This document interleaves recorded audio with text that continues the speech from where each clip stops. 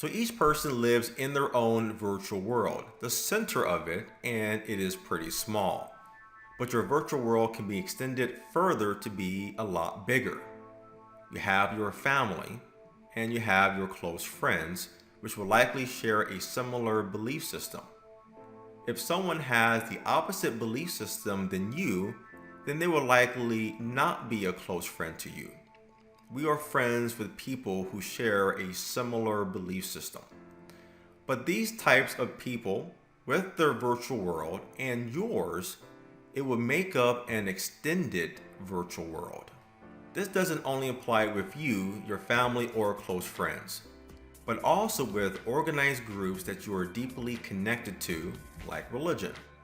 The church or religion that you believe in will likely share a belief system that draws you in deeply. This would basically make your virtual world bigger, sharing similar personal beliefs. Now, your extended virtual world doesn't contain just one, but hundreds of people. This virtual world for each person inside of this extended virtual world would just simply disappear. And this will create a bigger world within the real world. Let's expand on this further. Katie Holmes and Tom Cruise divorced recently, likely over Tom Cruise's belief system based on Scientology.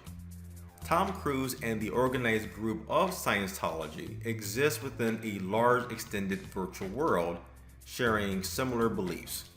However, Katie Holmes did not consider herself in that extended world. If you don't share a similar framework in your belief system, then the chances of a successful relationship will likely not work out. But the organized group may be more of an ideology rather than religion, sharing once again similar personal beliefs. To keep this topic simple, you have a moderate like Abraham Lincoln. On the left, you have FDR, and on the far right, you have Reagan. Basically, if you are a true liberal, then it is very unlikely that your close friends and who you are involved with will ever be conservative, because these are different ideologies resulting in different personal beliefs.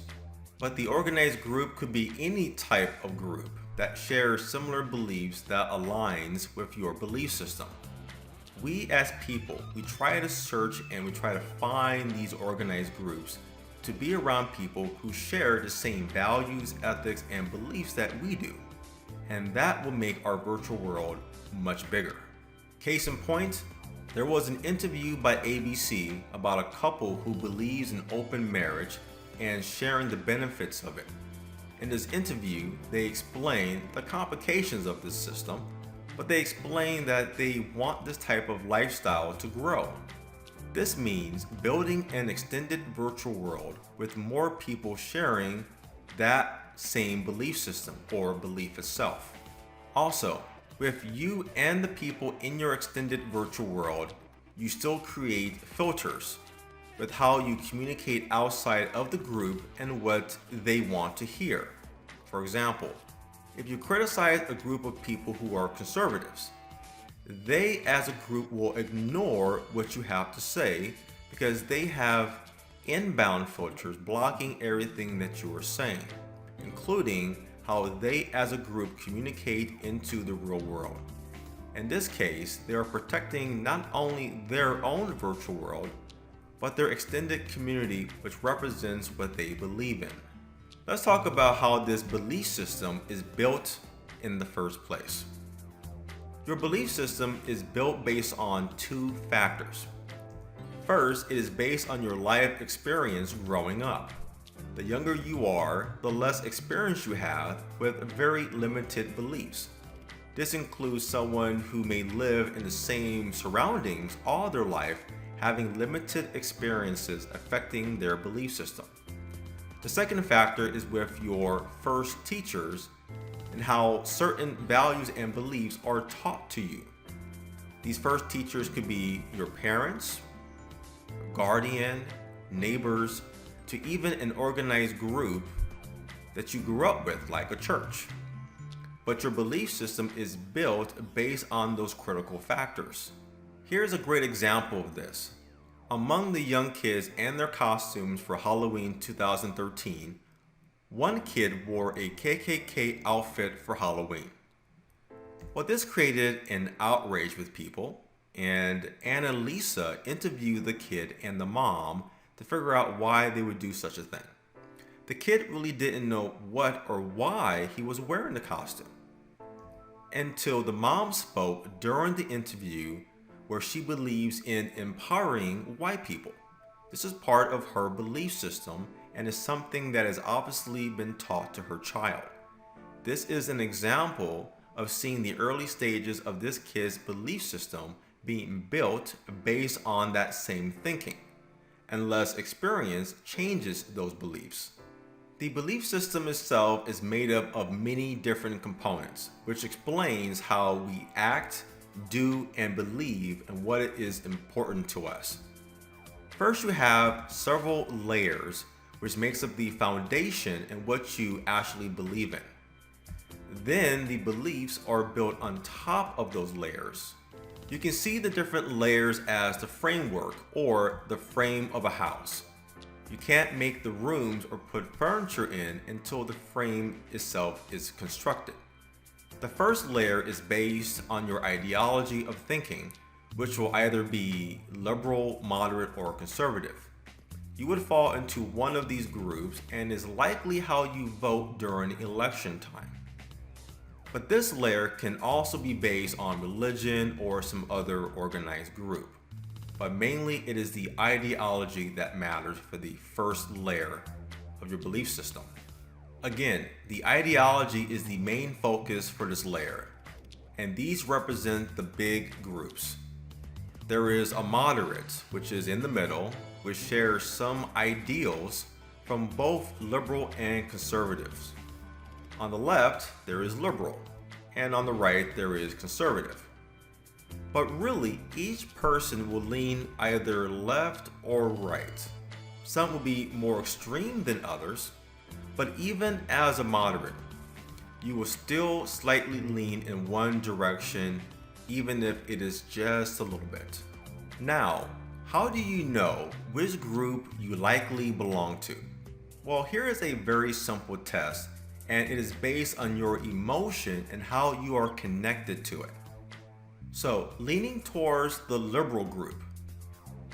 If you listen to like Lincoln and FDR, if you listen to Jon Stewart, Rachel Maddow on MSNBC, Oprah, the Young Turks, to even President Obama. If you have a positive feeling and more connected with what they do, act, or say, then you are likely a liberal or a moderate. This means they are closely aligned with your belief system. If you literally cannot stand any of these people, then you are likely the other group. Now, for the conservative group, if you listen to Reagan, to Sarah Palin, Rush Limbaugh, Alex Jones, Glenn Beck, or anyone on Fox News, if you have a positive feeling and you're more connected with what they do, act, or say, then you are likely a conservative. This means that they are closely aligned with your belief system.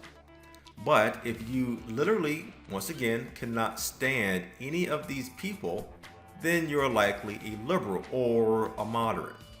So try that out and see which group appeals to you the most. The next level is with the level of human aggression. This will be on a scale from 1% to 100%. And yes, every single person has some level of aggression. Now, aggression doesn't mean being violent or rude. It can be more of the buildup of tension you have towards your fellow citizen and how you act upon it. The next level is with the level of human empathy. This will be on a scale from 1% to 100%. Empathy deals with how you feel towards a person who is in a weakened or emotional state, including how sensitive you feel towards a person in general considering their feelings and their well-being to some extent. This will also impact your beliefs. Another level is with the level of human tolerance. This will also be on a scale from 1% to 100%. This can deal with how much patience you have towards a person before you reach a negative emotional state, like getting angry, sad, or depressed, and these can also impact your beliefs. With the different levels of the house, each room in the house would be a belief built on top of your ideology, your aggression, your empathy, and your tolerance level. These beliefs could be with money, with relationships, government, family, education, hard work, and so on. Together, all of this makes up your belief system that is unique to a person and how they will interact in the real world. Here is an example for some of these levels in a person's belief system. In several parts of the world, in the United States, even London, there is a childish, cowardly game called the knockout game. The purpose of the game is to knock out some total stranger with one hit and without them knowing about it. Here is a picture of an actual case of the knockout game where a group of kids hit an older man who was walking past them. As a result, he fell to the ground and was not able to get up, seen right here on the far right. Now, with this group of children, what would be their level of human aggression and their level of human empathy? The human aggression would be high, and the level of human empathy would be low, showing no concern if the man is okay, and maybe he could be seriously injured. They simply just walk away like cowards. But this level of human aggression and empathy is what their beliefs, whatever that might be, is based on. Here is another example with our kids for Halloween 2013. The level of human empathy for these kids would be low. They had no consideration for what people who had loved ones impacted by these events and what they were going through. People died during the Boston Marathon bombing. A mother lost her child and gone through a very tough case. And over 1,000 people died on September 11th, 2001, when the towers fell, comprised of mothers, fathers, sons, daughters, and so on. These kids shown no empathy towards these tragedies. Let me discuss human aggression a little further. Now, aggression doesn't necessarily mean being violent towards a person. It's more with the level of frustration or hostility towards a person in the real world. Many people will have a lot of aggression build up and need a way to release it. Some will actually do physical harm to do that. Well, one way of releasing this aggression is with video games that involves shooting and killing people, like this app that you can find in the App Store. As you can see, there are some users that feel relaxed playing a sniper game, or someone letting their 4-year-old child play a game like this, and they love playing it. Or games like Call of Duty.